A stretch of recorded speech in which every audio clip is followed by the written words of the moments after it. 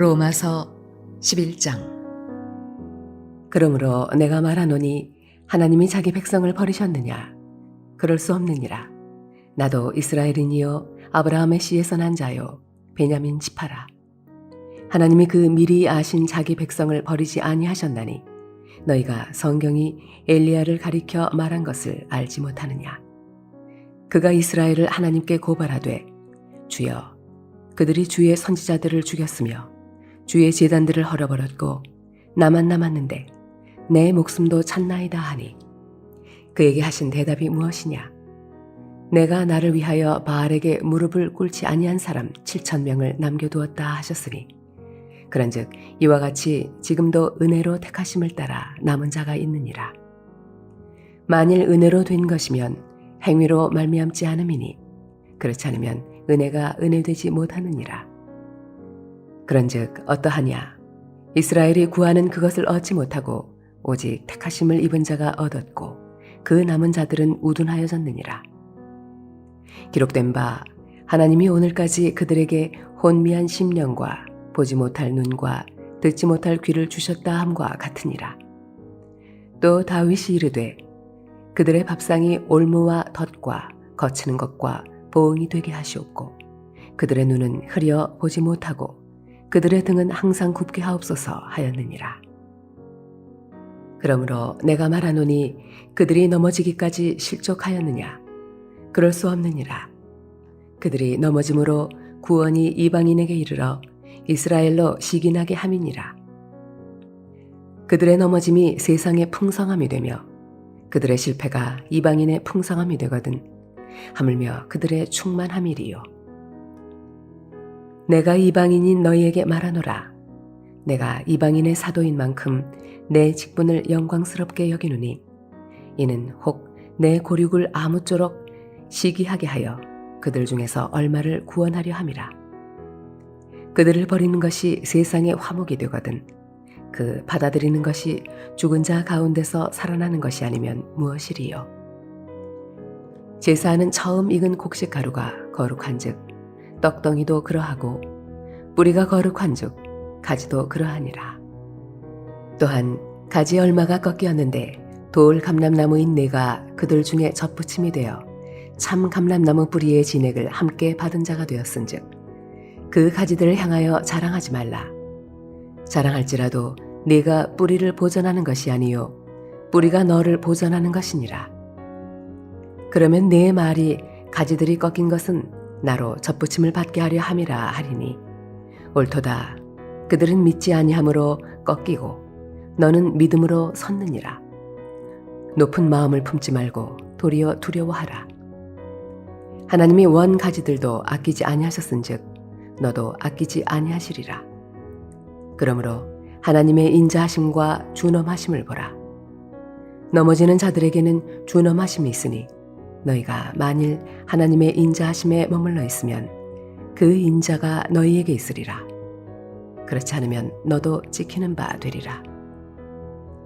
그들도 믿지 아니하는데 머무르지 아니하면 접붙임을 받으리니 이는 그들을 접붙이실 능력이 하나님께 있음이라. 내가 원 돌 감람나무에서 찍힘을 받고 본성을 거슬러 좋은 감람나무에 접붙임을 받았으니 원 가지인 이 사람들이야 얼마나 더 자기 감람나무에 접붙이심을 받으랴.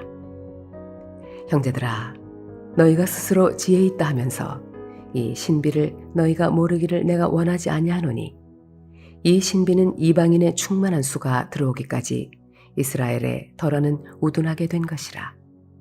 그리하여 온 이스라엘이 구원을 받으리라 기록된 바 구원자가 시온에서 오사 야곱에게서 경건하지 않은 것을 돌이키시겠고 내가 그들의 죄를 없이 할 때에 그들에게 이루어질 내 언약이 이것이라 함과 같으니라. 복음으로 하면 그들이 너희로 말미암아 원수된 자요 택하심으로 하면 조상들로 말미암아 사랑을 입은 자라. 하나님의 은사와 부르심에는 후회하심이 없느니라. 너희가 전에는 하나님께 순종하지 아니하더니 이스라엘이 순종하지 아니하므로 이제 긍휼을 입었는지라. 이와 같이 이 사람들이 순종하지 아니하니 이는 너희에게 베푸시는 긍휼로 이제 그들도 긍휼을 얻게 하려 하심이라. 하나님이 모든 사람을 순종하지 아니하는 가운데 가두어 두심은 모든 사람에게 긍휼을 베풀려 하심이로다. 깊도다. 하나님의 지혜와 지식의 풍성함이여 그의 판단은 헤아리지 못할 것이며 그의 길은 찾지 못할 것이로다. 누가 주의 마음을 알았느냐? 누가 그의 모사가 되었느냐?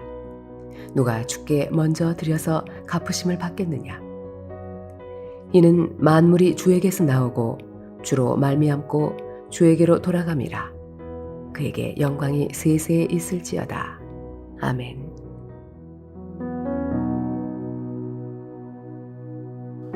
할렐루야. 오늘도 하나님 말씀을 힘입어 하루를 승리하는 저와 여러분 되시길 주님의 이름으로 축원합니다. 오늘 함께 보실 하나님 말씀은 신약성경 로마서 11장 17절에서 22절 말씀입니다. 로마서 11장에는요. 이방인의 구원과 또 이스라엘의 구원에 대해서 말씀하고 있습니다. 지금은 버림받은 듯 하지만 결국 하나님께서는 이스라엘의 남은 자들을 구원하실 것이라고 말씀하시면서 이방인 성도들에게 교만하면 안 된다고 경고하고 있습니다. 이러한 경고로 비추어 볼 때 당시 유럽 지역의 각각에 있는 이방인 교회 성도들 가운데는 먼저 하나님의 부르심을 받았지만 불순종해서 결국 버림받은 이 유대인들을 향해서 경멸과 조소를 던지고 거만히 행동한 자가 있었던 것 같습니다. 그리고 이러한 경향은 사라지지 않고 계속 이어져서 바울 시대 지난 후에도 중세 시대에도 또 근대 시대에도 반유대주의로까지 나타나게 됩니다. 많은 유대인들이 차별과 억압을 당했었는데요. 이는 특별히 서방 세계에서 유난했습니다. 기독교 문화권에 있었던 유럽은 유대인들이 예수님을 죽였다는 사실에 대한 분노와 함께 유대인들 특유의 선민의식에 대한 반감이 합쳐져서 그러한 일이 일어났던 것으로 보입니다. 하여간 바울은 유대인들의 불순종으로 말미암아 오히려 은혜로 복음의 전파의 기회를 얻게 된 이방인 교회들에게 결코 성도가 교만해서는 안 된다는 것을 강력하게 권면하고 있습니다. 20절 말씀에 보면 옳도다 그들은 믿지 아니함으로 꺾이고 너는 믿음으로 섰느니라 높은 마음을 품지 말고 도리어 두려워하라 라고 말씀합니다. 성도가 겸손해야 될 이유 첫 번째는 사람은 누구나 하나님 앞에 자랑할 게 없는 존재이기 때문입니다. 유대인들도 그들의 조상 아브라함을 하나님이 은혜로 택하시고 그의 자손을 백성 삼으시려고 언약을 하시고 그것을 은혜로 언약을 지켜주셔서 그들이 하나님의 백성이 되게 된 것이죠. 또 이방인들도 마찬가지로 은혜로 구원받게 된 것입니다. 사도 바울은 본문 18절에 이렇게 말씀합니다. 그 가지들을 향하여 자랑하지 말라. 자랑할지라도 네가 뿌리를 보존하는 것이 아니요 뿌리가 너를 보존하는 것이니라 했습니다. 이것은 성도들이 뿌리 대신 주님으로 말미암아 생명을 공급받는 존재임을 상기시켜 주는 말씀입니다. 이방인 성도들이 유대인의 불순종 때문에 자격이 없는 자기들에게도 기회가 주어져서 복음이 전파되어 은혜로 구원받았는데 그럼에도 자신들이 잘나서 구원을 받을 자격이 있어서 구원받고 신앙생활 해가는 것으로 착각할 수 있기 때문에 그렇게 자랑하지 말라고 경고하고 있는 것입니다. 유대인도 자랑할 게 없고 이방인도 자랑할 것이 없습니다. 그리고 오늘을 살아가는 우리도 마찬가지입니다. 구원받은 것, 하나님의 자녀가 된 것, 교회 안에서 여러 가지 직분과 역할과 사명을 얻게 된 것 다 하나님이 은혜로 주신 것입니다. 그래서 우리는 명심해야 합니다. 우리는 하나님 앞에 자랑하고 내세울 것이 하나도 없기 때문에 오직 겸손해야 하고 또 그 은혜에 감사하며 신앙생활을 해야 합니다. 또 둘째로 우리가 겸손해야 될 이유가 무엇이냐? 하나님께서는 인자하신 하나님이시면서도 또한 준엄하신 하나님이시기 때문입니다. 22절 말씀에 보면 그러므로 하나님의 인자하심과 준엄하심을 보라. 넘어지는 자들에게는 준엄하심이 있으니 너희가 만일 하나님의 인자하심에 머물러 있으면 그 인자가 너희에게 있으리라. 그렇지 않으면 너희도 찍히는 바 되리라 말씀하셨습니다.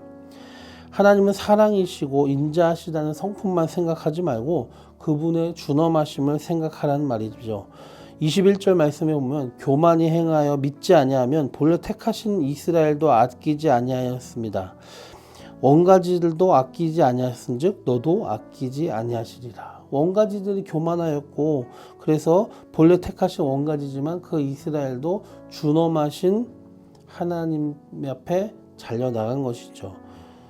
원가지들도 아끼지 아니하시다. 그러니까 너희도 아끼지 아니할 거니까 겸손하라. 하나님께서는 사랑의 하나님이시지만 공의의 하나님이시기도 합니다. 원가지인 이스라엘도 아끼지 아니하는데 접붙임 받은 이방인들도 마찬가지라는 것입니다. 그렇기 때문에 높은 마음을 품지 말고 도리어 두려워하라고 20절에 말씀하신 것처럼 우리는 교만하며 자랑하지 말고 늘 하나님을 두려워하며 경외하며 우리가 하나님 앞에서 겸손하게 신앙생활을 해야 합니다. 말씀을 정리합니다. 우리는 왜 겸손해야 됩니까? 우리는 하나님 앞에서 누구도 자랑할 것이 없기 때문입니다.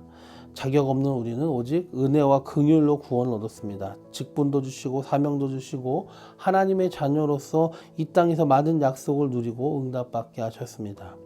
또 우리는 왜 겸손해야 됩니까? 하나님은 인자하시며 또한 준엄하신 하나님이십니다.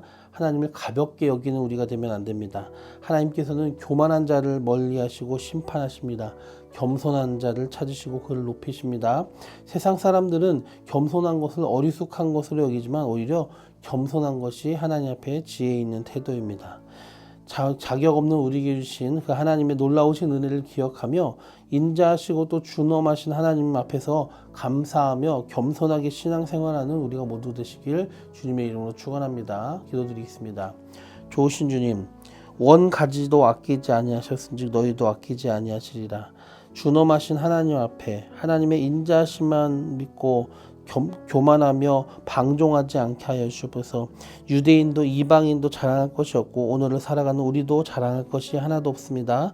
우리가 자랑할 것은 하나님을 자랑해야 됩니다. 하나님께 감사해야 됩니다. 그리고 그 하나님 앞에 겸손해야 됩니다. 주님, 늘 겸손한 사람 되게 하여 주시옵소서. 예수님의 이름으로 감사하며 기도드리옵나이다. 아멘.